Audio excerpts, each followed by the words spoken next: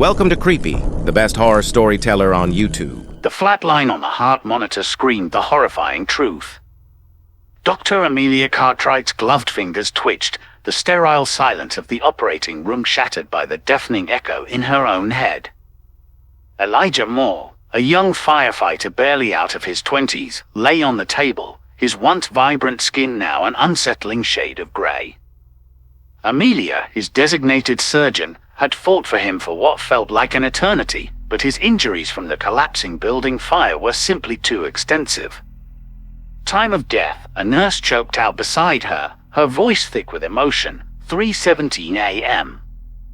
Amelia shut her eyes, the exhaustion of the night crashing down like a physical wave. But beneath the fatigue, a chilling fascination lingered. Elijah's eyes, mere moments before the heart monitor's flatline shriek, had fluttered open. Not with the vacant stare of the fading, but with a spark of something else. Fear? Recognition? It was as fleeting as a shooting star, gone before Amelia could truly register it. Yet it gnawed at her. Days turned into weeks, the memory of Elijah's eyes refusing to fade. Sleep became a battleground, haunted by his image. Amelia, a woman of science, a staunch disbeliever in anything beyond the tangible, found herself drawn to the forbidden corners of the internet. Obscure articles on near-death experiences, whispered tales of Tibetan monks practicing the art of conscious dying, all consumed her waking hours. Was there more to death than the ceasing of biological functions? Was Elijah trying to tell her something? One particularly dark night, driven by a morbid curiosity she couldn't explain, Amelia found herself standing before the abandoned Moore house on Elm Street. Locals called it the burned house, a relic of a fire decades ago that supposedly claimed the lives of a young couple. Legend had it that their restless spirits roamed the halls, forever reliving their final moments. With a deep breath, Amelia stepped onto the creaking porch, the rusty swing chains groaning in protest. The house was a labyrinth of darkness. Broken furniture cast grotesque shadows, and the air hung heavy with the smell of damp earth and decay. A loose floorboard creaked beneath her foot, sending a shiver down her spine. As she ventured deeper, a faint, almost imperceptible glow emanated from a room at the end of the hall. Curiosity warred with fear in Amelia's gut, but she pressed on. The room was a nursery, untouched by time. A rocking chair swayed gently back and forth, an eerie lullaby playing on a dusty music box on the shelf. And there, in the center of the crib, lay a spectral baby, its form shimmering with an ethereal light. Amelia's breath caught in her throat. This couldn't be real. Yet, the spectral baby's eyes locked with hers, a well of sorrow and longing swirling within them. Suddenly, a voice, cold and raspy, filled the room. "You shouldn't be here." A gaunt figure materialized from the shadows, its face a tapestry of old scars. It was Elijah, but older, his eyes burning with an unnatural intensity. The spectral baby vanished, the music box's melody replaced by a chilling silence. Amelia stumbled backward, her heart pounding against her ribs. "Elijah," she croaked, her voice barely a whisper.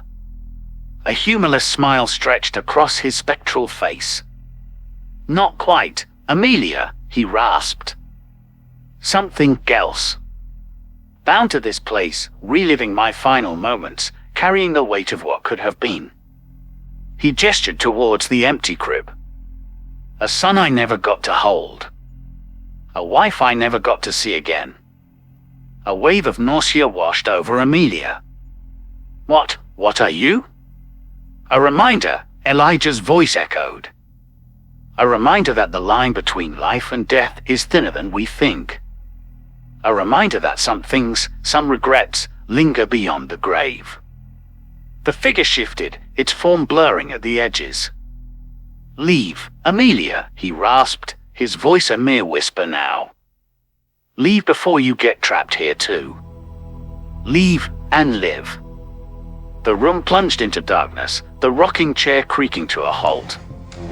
Amelia stumbled out of the house, the image of the spectral baby etched into her mind. Back in the sterile world of the hospital, a new kind of fear settled in her bones. Death wasn't just the cessation of life, it was a doorway, a gateway to something darker, something hungry. She never spoke of her experience at the burned house, the memory a locked-away Pandora's box. Yet, it forever changed her. She became a relentless advocate for safety regulations, a fierce protector of life, haunted by the specter of Elijah Moore and the chilling truth he revealed. Death wasn't an ending, it was a chilling continuation, a never-ending loop of regret for those who lingered with unfinished business. Years passed. Amelia rose through the ranks of the medical field, her dedication unwavering. Yet, the memory of the burned house remained a constant shadow. The anniversary of Elijah's death always brought a wave of unease, a prickling sensation at the back of her neck. This year, the unease intensified. Strange occurrences began to plague the hospital. Unexplained equipment malfunctions, flickering lights, and disembodied whispers echoing through empty hallways. The whispers, faint at first, grew bolder, carrying a chilling familiarity. "Amelia!" They rasped, sending shivers down her spine. One night, during a particularly bad storm, the whispers reached a crescendo. A power outage plunged the hospital into darkness, alarms blaring in the distance. As Amelia fumbled for her emergency flashlight, a cold gust of wind swept through the corridor, extinguishing the lone flickering candle. A spectral figure materialized before her, its form an amalgamation of smoke and shadow. It was Elijah, his spectral face contorted in a mask of anguish. "You can't escape it, Amelia," he rasped, his voice a chilling echo. "The veil is thinning. They're coming." Panic clawed at Amelia's throat. "Who's coming?" she stammered, her voice barely a whisper in the darkness. "The restless," Elijah hissed. "Those who cling to the world of the living, they regret a beacon that draws them here." The whispers intensified, morphing into a cacophony of voices, filled with sorrow, anger, and despair. The spectral figure of Elijah dissolved into the darkness, leaving Amelia trembling in the suffocating blackness. The next morning, the hospital was abuzz with unsettling news. A string of unexplained patient deaths had occurred during the power outage. The cause remained a baffling medical mystery. Amelia, however, knew better. This was no medical anomaly. It was the work of the restless, drawn by the fear and suffering within the hospital walls. Fueled by a newfound determination, Amelia delved back into her forbidden research. She scoured ancient texts and obscure medical journals, searching for a way to combat these spectral entities. The answer, she discovered, lay not in modern medicine, but in forgotten rituals and practices designed to appease the restless dead. With the help of a reclusive historian, Amelia unearthed a dusty tome detailing a ritual of appeasement. It was a long shot, a desperate gamble, but it was all she had. The ritual required a series of symbolic offerings and incantations, all performed within a consecrated space. The historian warned her of the dangers, the possibility of angering the restless further or even becoming a conduit for their presence. Undeterred, Amelia decided to use the abandoned morgue as the ritual ground. The air hung heavy with the lingering scent of decay, the stainless steel tables glinting eerily in the moonlight. Following the instructions meticulously, she chanted the ancient words, her voice trembling slightly despite her resolve. The room grew colder, the shadows seeming to writhe and twist around her. Suddenly, the whispers materialized into spectral figures, their forms a grotesque tapestry of pain and suffering. They surged towards her, a wave of malevolent energy. Fear threatened to consume her, but Amelia pressed on, her voice rising above the cacophony. The room pulsed with an otherworldly light as she completed the ritual. A deafening silence descended.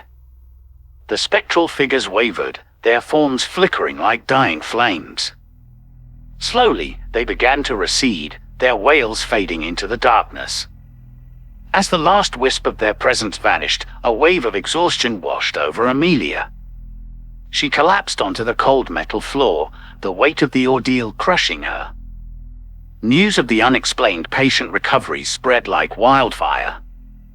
Amelia, however, remained silent about her encounter.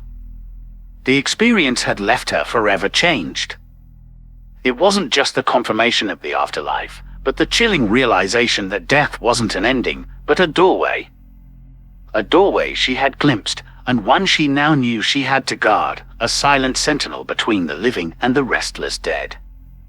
The weight of this responsibility settled on her shoulders, a constant reminder of the chilling truth Elijah had revealed. Death wasn't an ending, it was a chilling continuation, a hungry echo waiting to be appeased. Thank you for watching. Please like, share, and subscribe for more similar horror stories.